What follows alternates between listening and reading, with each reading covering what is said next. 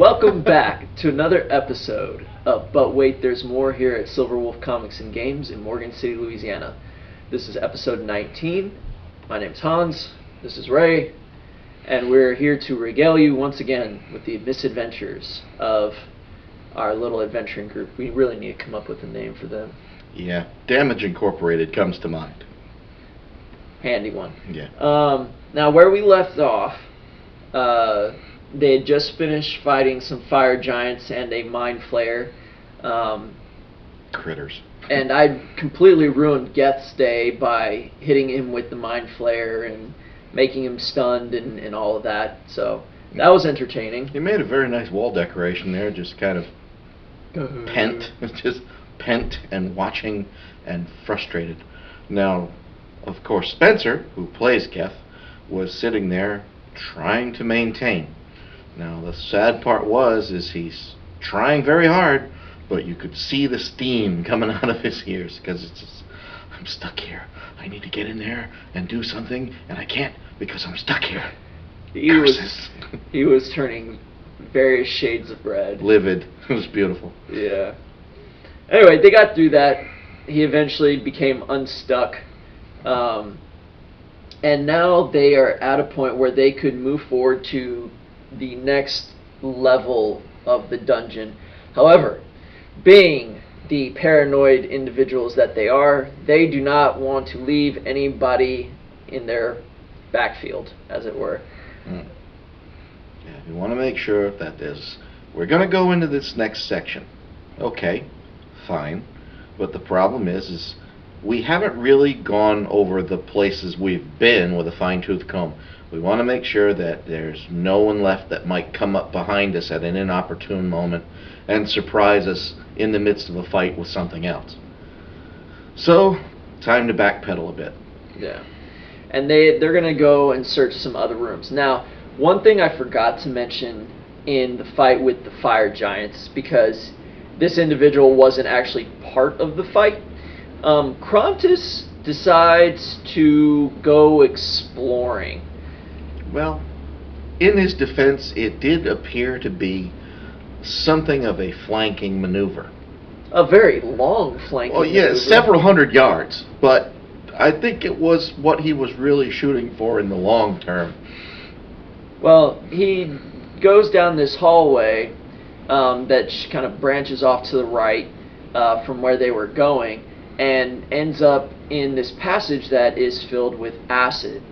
Now, this acid passage, it leads back to the beginning, and it also leads off to a section where they could potentially get to the fire giant room from that direction. However, he doesn't know what's in there, and that's dangerous because if you don't know what's in there, you might flank, but you might also bring other critters with you, and that's a bad thing. But that didn't happen because he could not, for the life of him, make it from from one safe place to another. I had little islands in the acid passage where you could jump from one to the other. Well, he was unable to jump from one to the other, and so he ended up swimming in acid. A lot, to the point where he nearly died, except for the fact that Geth and Ito, in conjunction, did a thing where Ito cast Fly on Geth, and Geth flew as fast as he could and went and looked for him. Yeah, and rescued him right before he perished in the acid, never to be seen again.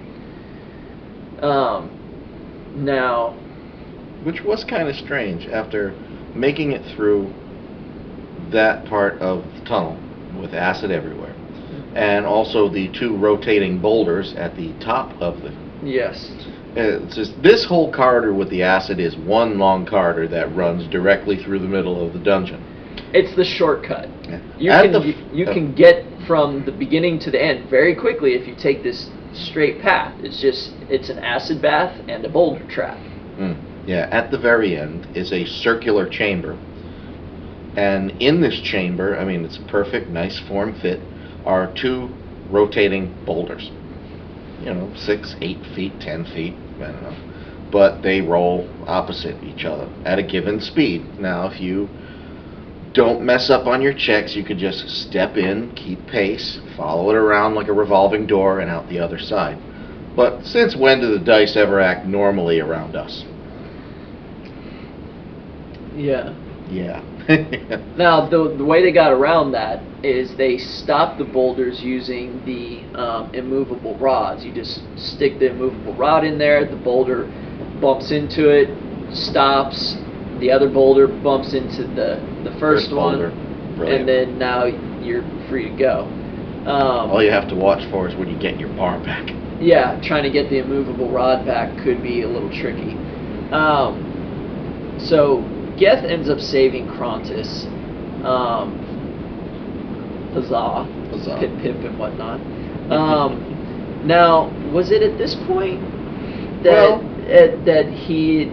Because Krontis dies in here somewhere and gets brought back as a human. Well, what happens at this point is they are about midway down this channel that runs through the middle of the map. But they are at a location that you cannot see from either end. And it branches off into a room, a flooded room. Now, once Geth gets a hold of Krontis, he returns to the rest of the party, and we help fix Krontis because he was kind of smoldering. And it's like, well, judging from where the room is that you're describing, it's probably on the other end of this corridor over here on this edge. So we follow our noses to this corridor. Now, yes, it does travel south through along the eastern side of the map, and it does open into this large flooded room. Okay. Now, there was an island somewhere in the midst of it, but the problem is not what's on the island, because there was nothing on the island. There was nothing in the room, per se. It was what was in the water. Naturally, somebody, it's always the guy, there's always that one guy, who's gonna go, hey, wow, it's nice, it's quiet in here, all those little sparkly light effects on the ceiling, and, you know, it's kind of that damp, moist... There's lichen that makes it glow. Yeah, fish tank kind of thing. And what's he gonna do? He's gonna pick up a pebble and throw it in the water. Yeah, and the running and the screaming because there's something living in there that didn't want a pebble on its head. To wit, it was not one, but two... aboleths. Of all things. Now, aboleths are sentient fish creatures that can do nasty things like make you diseased to the point where it changes your physiognomy, or I think that's how you say it. Physiology, sorry. To where you can only breathe underwater, and where your skin is translucent and needs to be moistened on a regular basis, or you start drying out.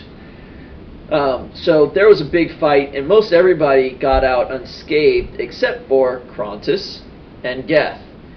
Both of those jokers got diseased.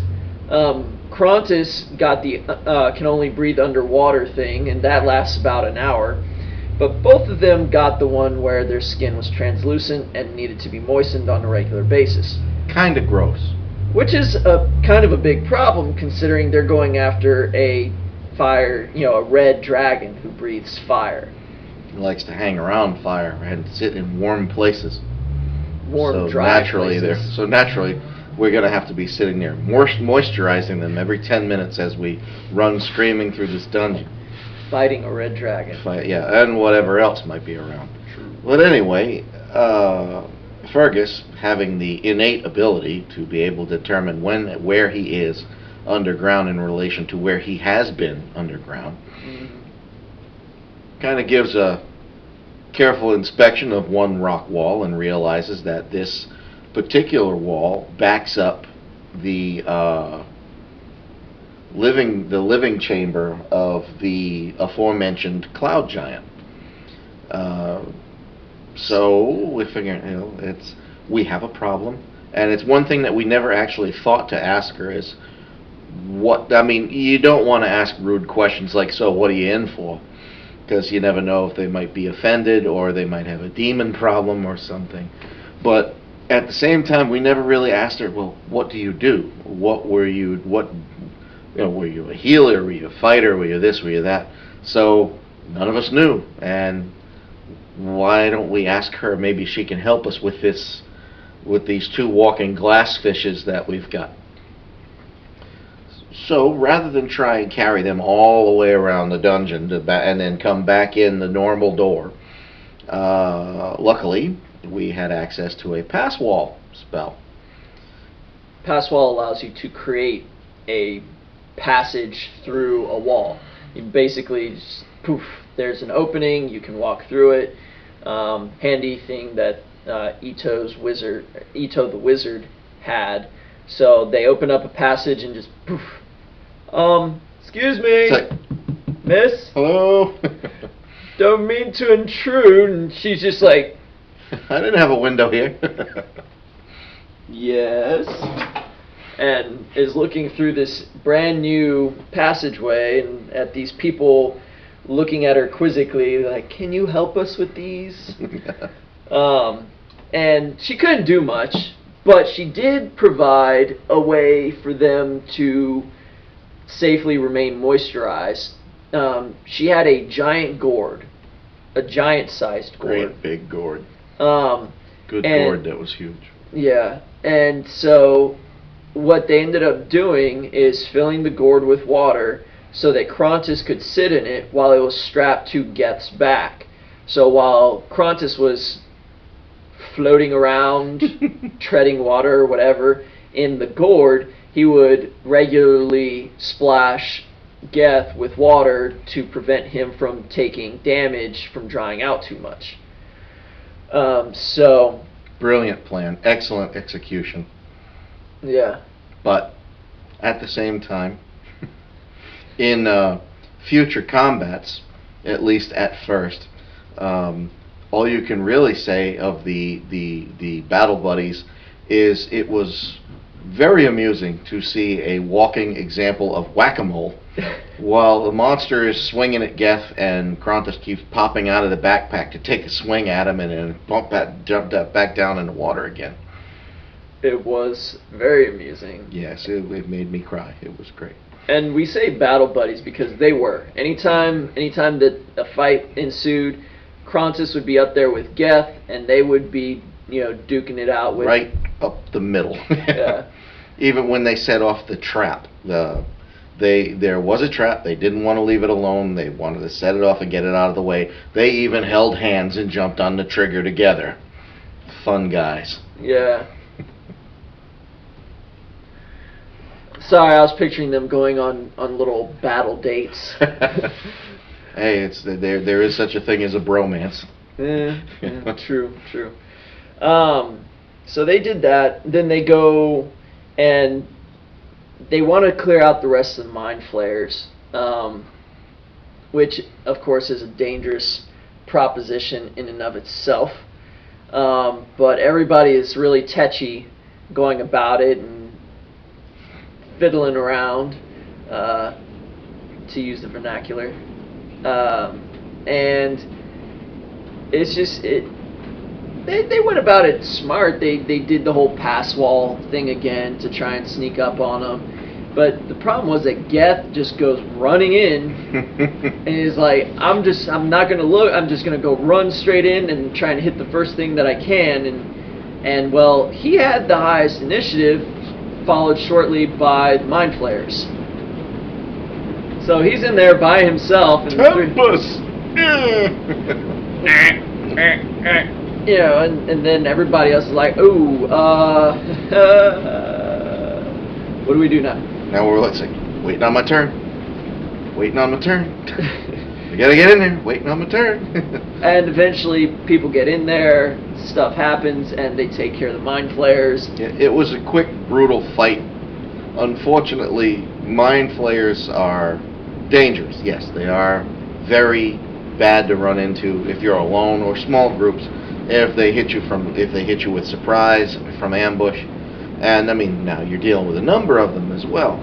But as far as physical attributes, some are weaker than others, and if you've got ones that rely mostly on their mental powers, they really don't swing a sword very well. So when you actually get into the actual cut and thrust, they kind of find themselves lacking.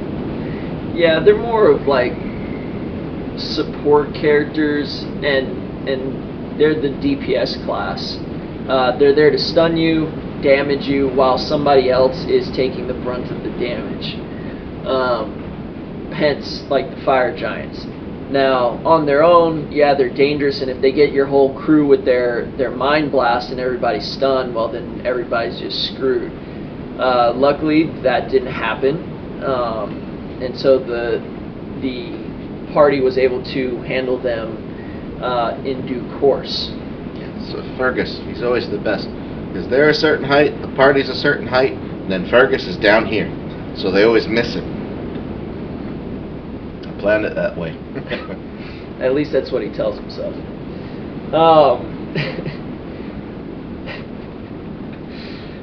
So, having done that, they have now cleared the general population portion of the dungeon.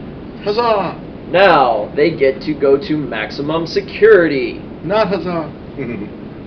Now, in the Fire Giants room, there is a manhole, essentially, that they can go down into once they find the key. Now, having fought the Aboleths, they found the key with the Aboleths at the bottom of their pool. Of course. And they use the key, open up the manhole, and they go in, and inside is a teleporter room.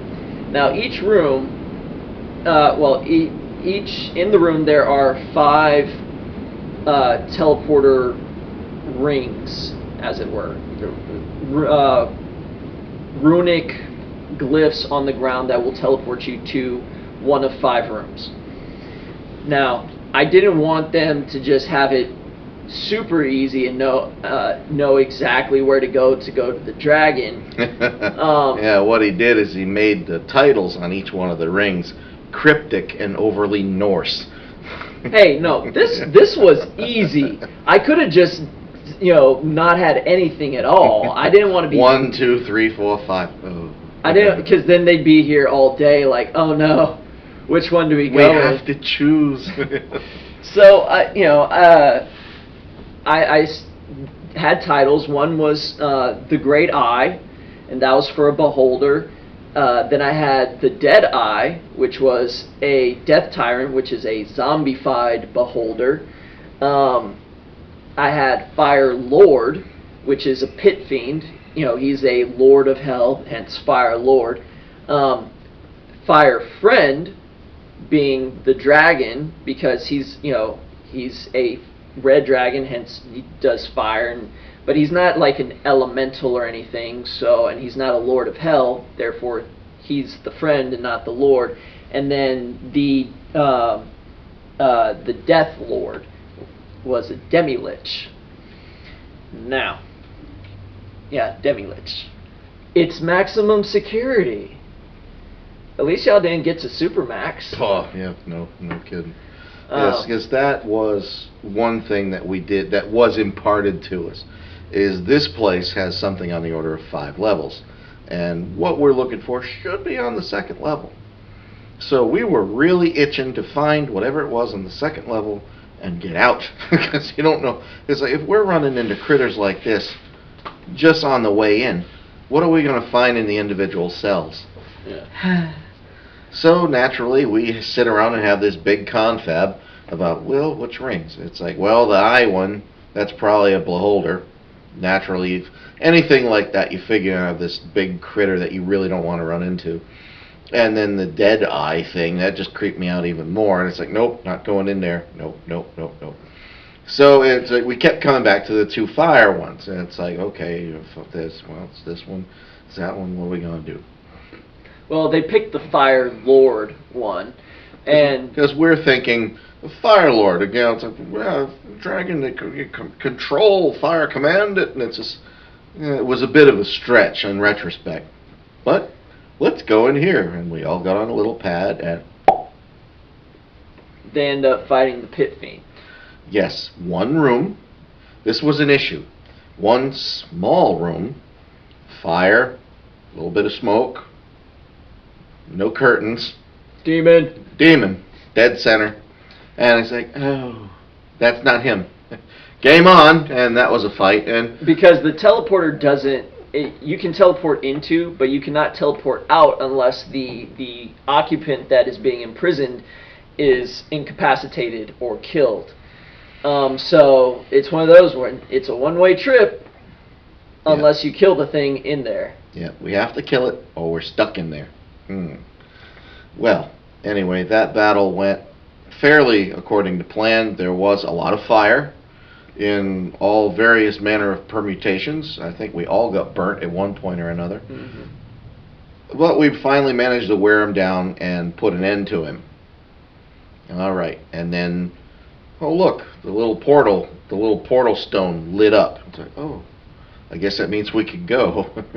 Because there really wasn't very much of anything in here.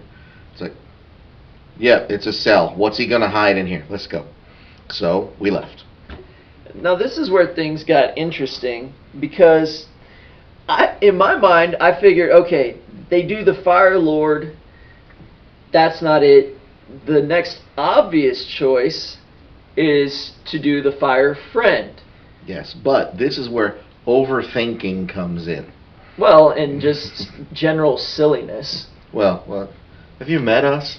Well, yeah. It's just we overthought it a lot, because now we're down to 4, and we still are really sketchy about those 2 over there. But it's either this one or, again, in retrospect, you look at an ancient red. If anything, that is death personified, really. But, well, the argument finally came to where it's like, nobody could make up their minds. Like, all right, look, let's just do this one. We'll go here and hope. Yeah, well, so somebody said, well, let's roll a d4, 1, 2, 3, 4, and we'll go in whichever one it rolls. So they rolled the one for the Demi-Lich, and off they go. Now, it didn't say any warning, beware of Lich, nothing like that. No. So we go in there, and it's like, okay, bigger room, a little more ambiance. Columns, carved stone columns, neat little mist going on just for, that little surreal effect. And an altar at the far end of the room. Oh boy. With a skull. Yeah, a very ornately carved skull. Got some scrimshaw going on. Probably got the little gemstones in the teeth and stuff. Gems in the eyes. Sitting there on the altar. So, okay. Now we're waiting for stuff to pop out of the fog, pop out of the stones, pop out of the ceiling. And so we advanced. Spread out and advanced. And that's when the skull floated up off of the altar. Uh-oh. And started talking. Game on. Because remember, they can't get out of this room until its occupant is taken care of. Now here's the best part. You can't kill it. It's already dead.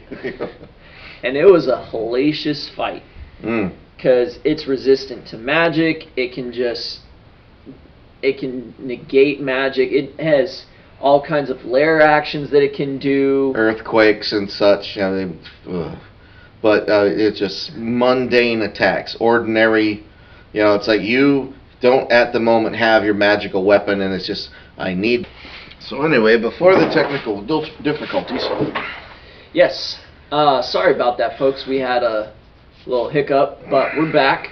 And Ray was talking about... Yes, this problem we have with a floating skull with an attitude. Now, somewhere before I faded off into obscurity and the camera went toes up, we were talking about the fact that mundane attacks sometimes do not work.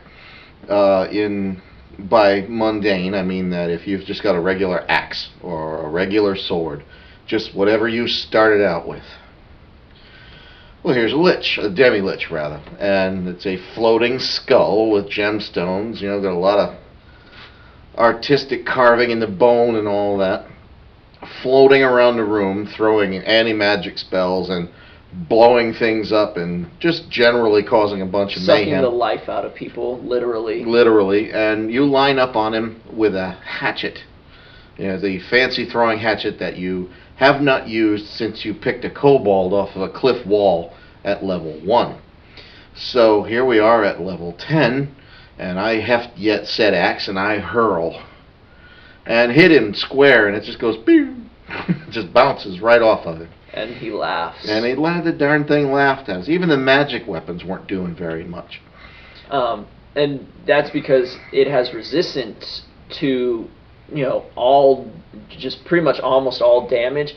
And then when it activates its anti-magic field, any magic weapons are no longer magic while the field is up. They'll get it back once the field's down, but while it's up, the monk whose attacks are magical no longer count as magic. Your +3 warhammer of whatever is just a warhammer, and it doesn't do anything to it. So yes, there was a moment of intense, I won't say grumbling, but when your monk goes in there, and now this is a floating skull, and it's dogfighting around the room, but to get yourself in a position to where you can actually strike this thing, and our monk charges in there and proceeds to pummel this thing.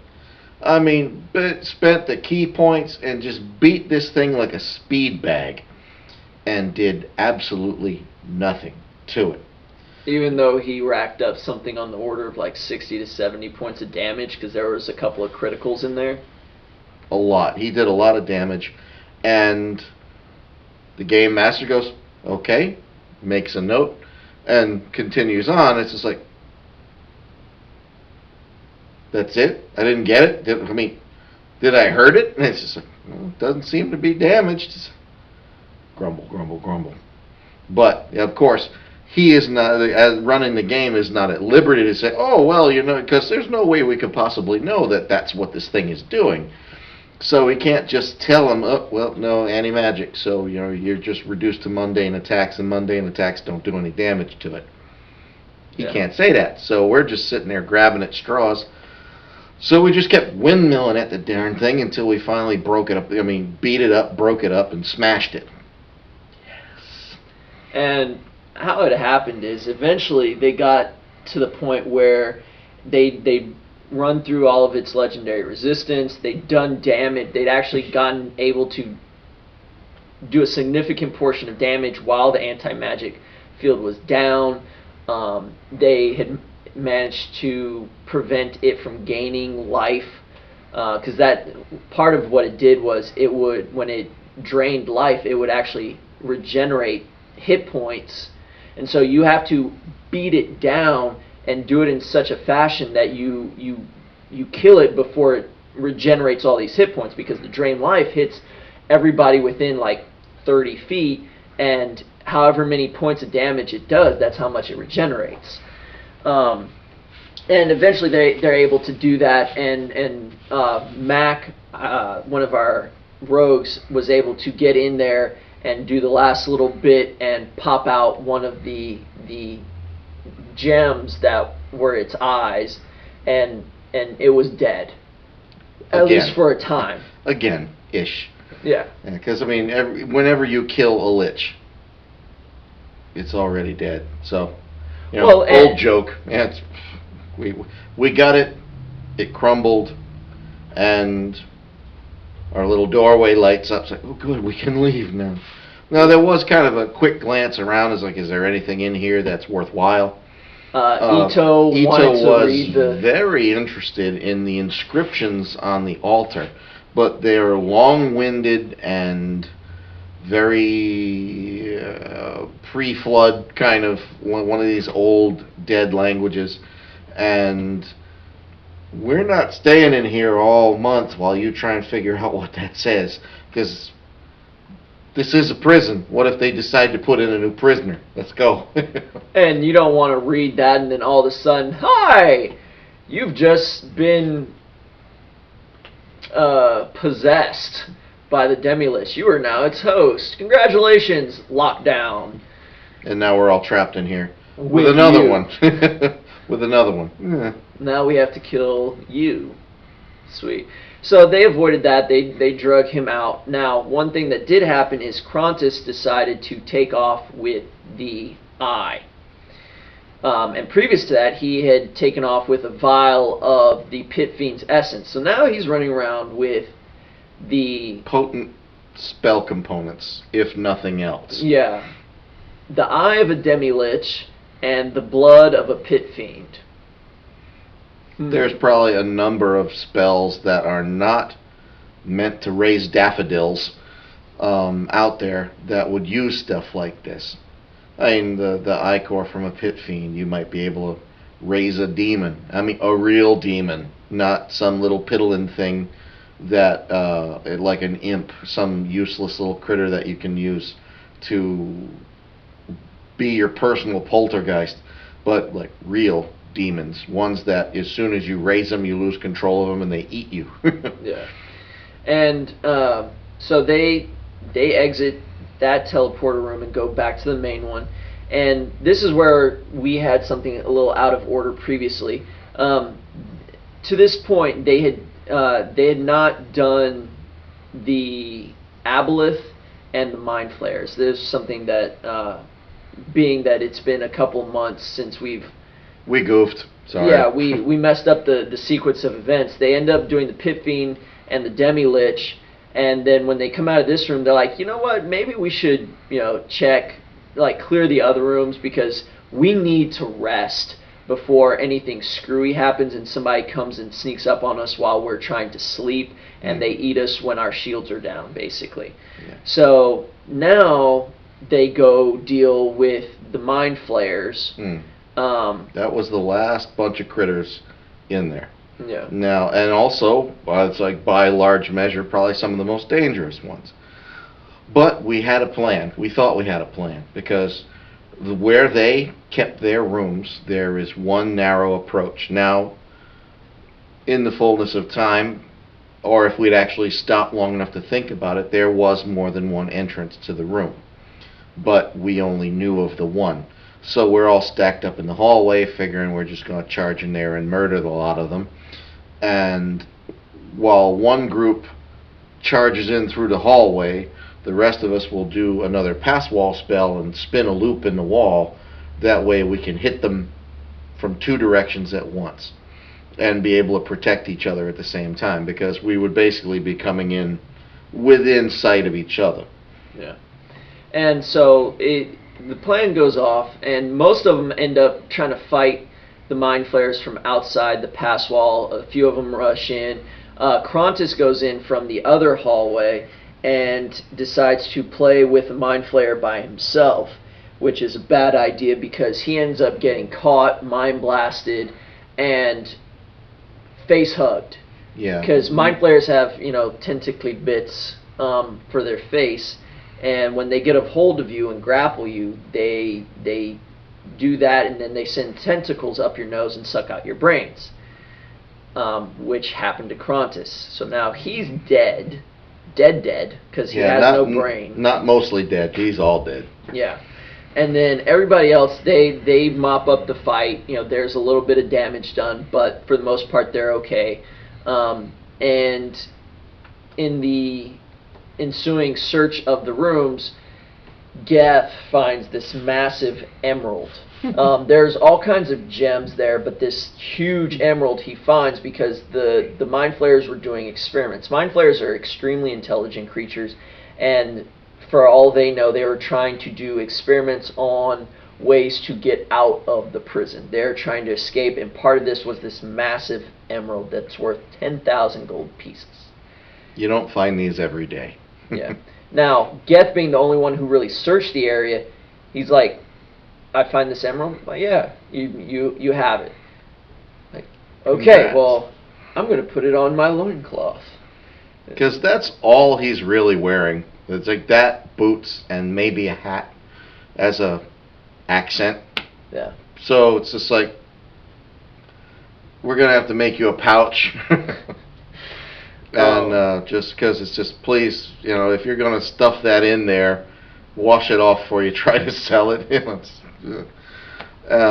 But yes, and of course then in the midst of all that we find Krontis with no brain. Just a little empty-headed.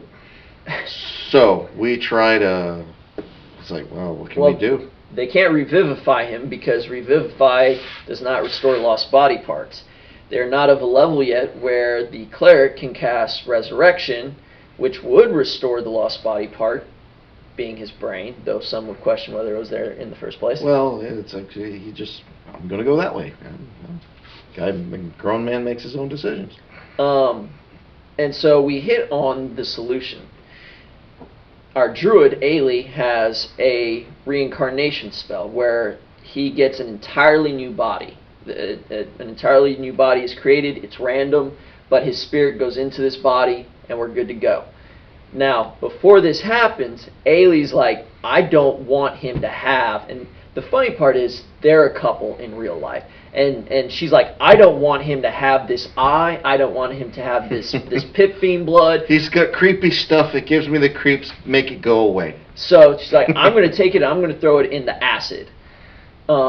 The acid he'd had an encounter with previously. And so before she reincarnates him, that happens, and they bring him back, and he comes back as a human. This is off of a chart that when they cast this spell, I, as the DM, roll percentage dice and look at the chart, and it says, okay, you are now X. So in his case, it was a human, which is kind of funny because all of his clothes were made for tieflings, which have tails. Yeah, his pants were a bit drafty in the back. What are you going to do? Plus, he said, where'd my horns go? Why am I not red? Yeah, he wasn't red anymore. He was kind of pale. But, yes, anyway, we got Krontis back. Yep. And from there, they've secured their beachhead, and they feel like they can rest up and get ready for what they believe will be the dragon. And as it turns out, it will. And at this point, during their rest, it is the beginning of the 7th day. Yes. Now it's like we have done a lot of hard fights. Yep. But there were times where maybe we should have pressed on instead of clear a room, fortify it, and then rest. Yeah. And then go to clear a room, fortify it, and rest. Because every time they rest, they have to spend a day. Pretty much. Yeah, it's an 8-hour cycle. It's because per the rules, you cannot benefit from having a long rest, but once every 24 hours. That is to prevent people from doing a fight, resting, and and moving on. Yeah, spamming their spells over and over and over again. And so now, if you want to do that, there is a consequence where you actually spend a day having to do this. And so they rest up after those few hard fights, and they prepare themselves. Some people will know what that gesture means. For the ensuing shenanigans. And there were some, but we'll get to that next week. So if you enjoyed the video, please hit like, share the video with your friends, subscribe to the channel. If you want to find out more about Silver Wolf Comics and Games, I will have links in the description below to our social media, as well as at the end of the video. And thank you so much for watching. But wait, there's more.